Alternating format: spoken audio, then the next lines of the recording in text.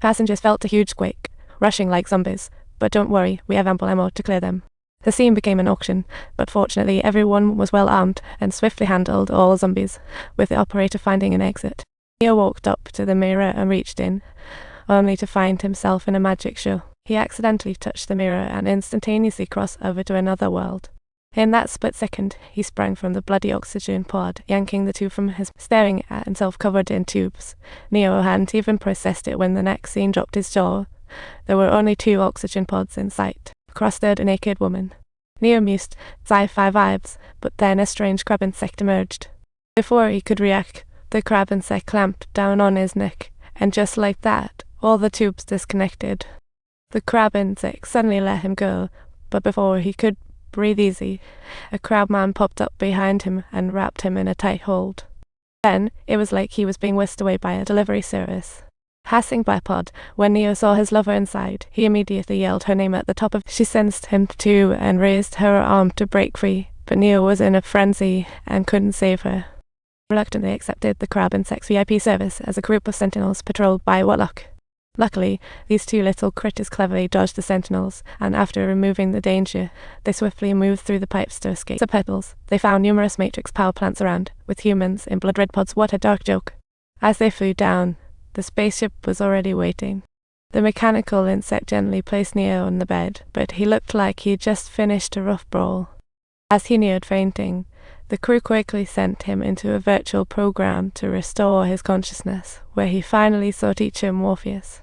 Detailed what had happened over the years. Turns out, after the epic showdown between Neo and Smith in Season 2, his body was taken by time flies 60 years past. The Matrix fed him false info all this time. This had severely impacted his body and mind. To break the current situation, the only option was to help Neo regain his strength quickly, and the entire space. They reached the training cabin, saw Neo's lack of fight. Morpheus attacked ruthlessly. Neo was down before he could retaliate.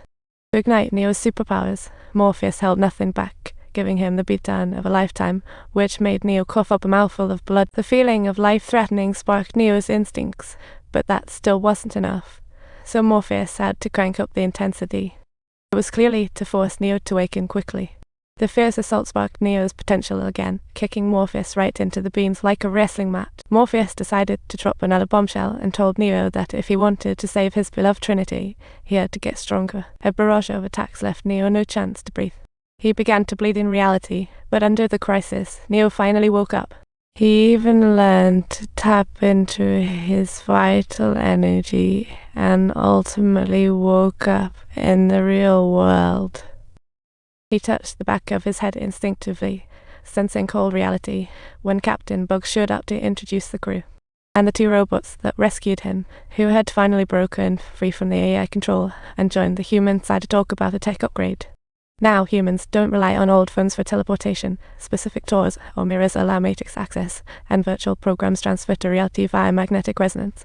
They manifested Elizabeth's form in reality and passed through a holographic wall into the new human base, Elysium.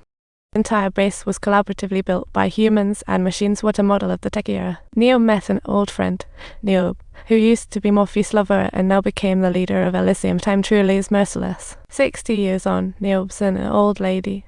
Morpheus a mere statue, yet Neo remains unchanged. 2 old friends sat down to chat.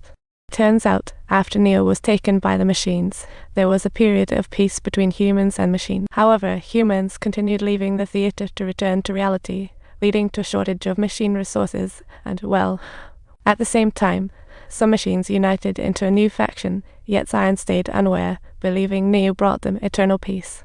Ultimately, they refused to cooperate with the machines and were completely crushed by the overwhelmed machine faction. Neo led a group to escape and built this place with them. After a night of regrouping, Neo gathered all the crew, and their next plan was to rescue Trinity. Everyone was pumped. They reached Machine City, filled with mechanical soldiers, and the spaceship quietly neared the central tower. Morpheus led the charge, leaping over the energy shield like a superhero, and just as the soldiers noticed him, he instantly disintegrated into countless tiny particles. He successfully infiltrated the tower through the ventilation pipes. Talk about tech-savvy and quick. This is future AI nanoscale form in reality, made of countless tiny particles, with intelligence and agility surpassing humans. Amazing. Thus Morpheus was the ideal choice to infiltrate Machine City and save Trinity. Their ship arrived beneath the central tower, encircled by patrolling mechanical soldiers. As robots crashed into the shield below, Morpheus seized the moment and leaped through the energy barrier. At the tower's edge, the noise alerted nearby patrols. Just as soldiers spotted him, Morpheus dissolved into countless particles.